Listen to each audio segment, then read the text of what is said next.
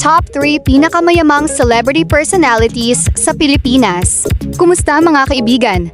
Welcome back sa ating channel. Kung bago ka pa lamang dito, huwag kalimutang i-like ang video na ito.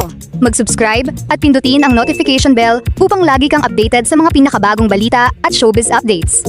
Number 3. Sharon Cuneta. Mga ka-showbiz, simulan natin ang ating countdown sa isang pangalan na halos imposibleng hindi makilala ng bawat henerasyon ng Pinoy. The megastar, Sharon Cuneta. Kapag sinabi mong Sharon Cuneta, hindi lang isang artista ang naiisip natin. Singer, actress, television host, concert performer, endorser, at isang pangalan na napakatagal ng bahagi ng Philippine entertainment industry. Pero paano nga ba nakaipon ng malaking yaman ang isang superstar na nagsimula sa showbiz noong bata pa lamang? Ang sagot ay simple, decades of work. Sa loob ng napakahabang career, nakagawa si Sharon ng napakaraming pelikula, album, television projects, concerts at endorsement deals. At hindi maliit ang naging value ng kanyang pangalan sa advertising industry. May mga ulat na noong panahon ng kanyang peak endorsement career, umaabot sa 8 milyong piso hanggang 15 milyong piso ang kinikita niya kada product endorsement. Isipin ninyo iyon, isang endorsement pa lamang, milyon-milyon na, at hindi lamang isa o dalawang brand ang naging bahagi ng kanyang career. Nakatrabaho niya ang ilan sa pinakamalalaking local at international brands, kaya hindi nakapagtataka na naging isa siya sa pinaka-bankable na celebrity personalities sa bansa. Pero hindi doon nagtatapos ang kwento. Bukod sa entertainment at endorsements, naiugnay rin ang pangalan ni Sharon sa iba't ibang property at business ventures, kabilang ang real estate investments. At dito natin makikita ang isang importanteng lesson tungkol sa celebrity wealth. Hindi lamang ito tungkol sa talent fee. Ang tunay na malaking pera ay maaaring manggaling sa maraming streams. Movies, television, music, endorsements, investments, at properties. Kaya kapag pinag-uusapan natin ang financial success ni Sharon Cuneta, hindi sapat na sabihin lamang na mayaman siya dahil artista siya. Mas accurate sabihin, ginamit niya ang kanyang pangalan, talento, at decades-long career para bumuo ng iba't ibang sources of income. At marahil iyon ang dahilan kung bakit hanggang ngayon ay isa pa rin siya sa mga pinaka-recognizable at financially successful names sa Philippine entertainment. At ang pinaka-interesting, para sa isang career na nagsimula ng napakaaga, parang hindi pa rin natatapos ang Sharon Cuneta story. Number 2, Willie Revillame. At ngayon, pumunta naman tayo sa number 2, isang pangalan na kapag pinag-usapan ang television, negosyo at malaking earnings, siguradong mapapasama sa conversation. Willie Revillame. Bago naging isa sa pinakamalalaking TV host sa bansa, nagsimula rin si Willie sa entertainment industry sa ibang paraan. Pero dumating ang panahon na naging malaking pangalan siya sa noontime at game show television. At dito nagsimulang lumaki ng husto ang kanyang career. Isa sa pinakamalaking turning points sa kanyang career ang Wawawi. Napakalaki ng naging impact ng show.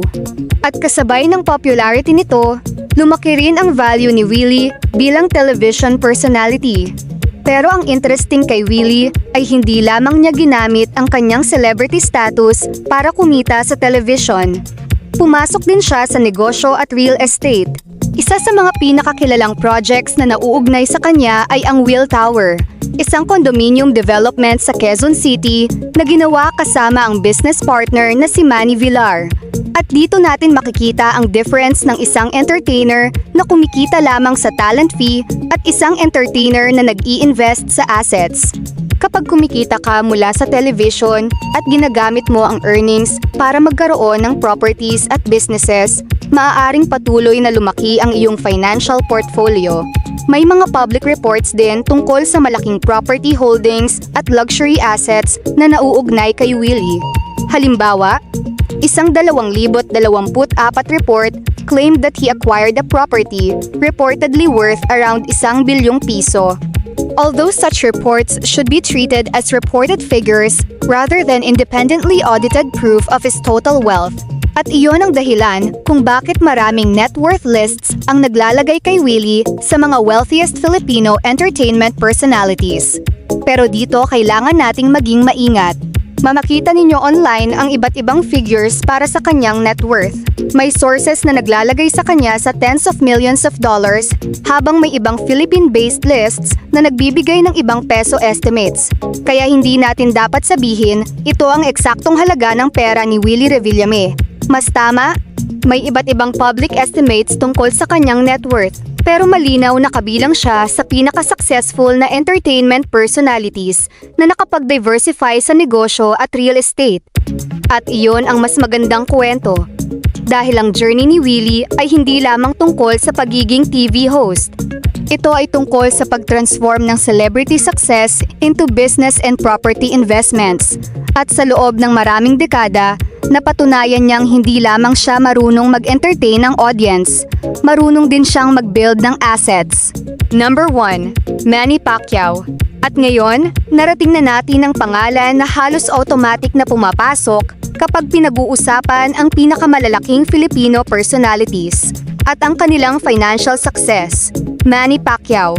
Pero bago natin pag-usapan ng milyon at investments, balikan muna natin kung saan nagsimula ang lahat.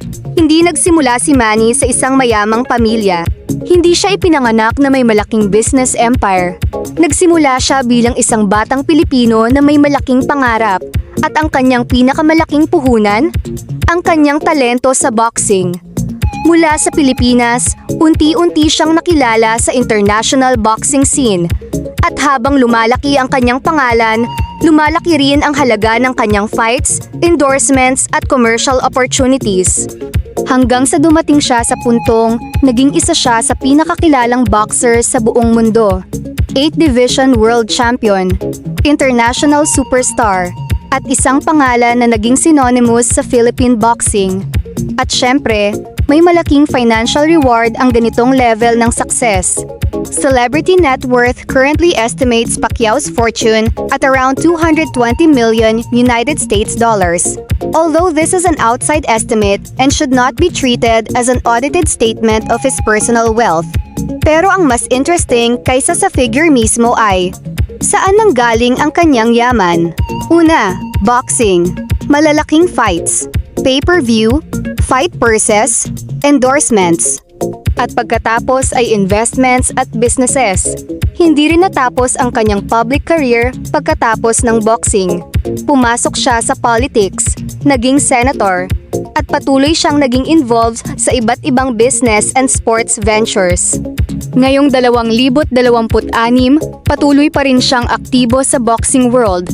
Iniulat na muli siyang lumalawak sa boxing business, kabilang ang pagkuha sa dating gym ni Floyd Mayweather sa Hollywood at pagpapalit nito ng pangalan bilang Pacquiao Prime Boxing. At mayroon ding reports tungkol sa kanyang investment sa Team Boxing League at pagkuha ng San Diego franchise.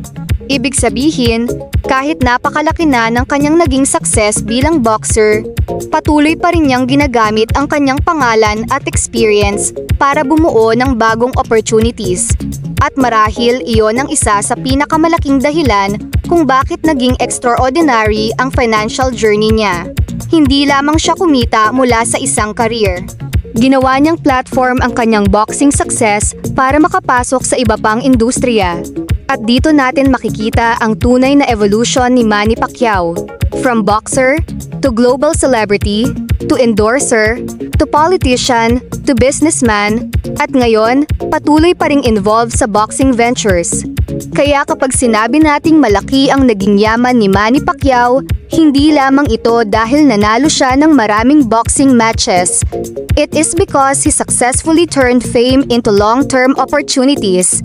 At doon nagtatapos ang ating countdown. Pero tandaan natin mga ka-showbiz, ang mga net worth figures na nakikita online ay estimates lamang at maaaring magkakaiba depende sa source, assets na isinama, liabilities, taxes at investments. Wala tayong dapat isipin na parang official audited ranking ito. Ang mas magandang lesson sa kanilang tatlo ay ang kanilang iba't ibang paraan ng pagbuo ng success. Si Sharon Cuneta, ginamit ang decades of entertainment, music, movies at endorsements Si Willie Revillame, ginamit ang television success at pumasok din sa business at real estate. At si Manny Pacquiao, ginawang international platform ang boxing career at nag-diversify sa endorsements, investments, politics at sports ventures. Tatlong magkakaibang career, tatlong magkakaibang journey. Pero pare-parehong may isang bagay. Hindi lamang sila umasa sa kasikatan. Ginamit nila ang kanilang pangalan at opportunities para gumawa ng mas malaking career at financial legacy. At ngayon, gusto naming malaman ang opinyon ninyo. Sino sa tatlo ang tingin ninyo ang pinaka-successful financially? Manny Pacquiao, Willie Revillame, o Sharon Cuneta? Comment below.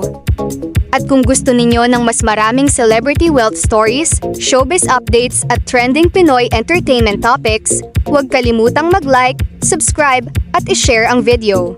This is Pinas Showbiz Updates, kung saan pinag-uusapan natin ang mga pangalan, kwento, at achievements ng ating mga paboritong celebrities.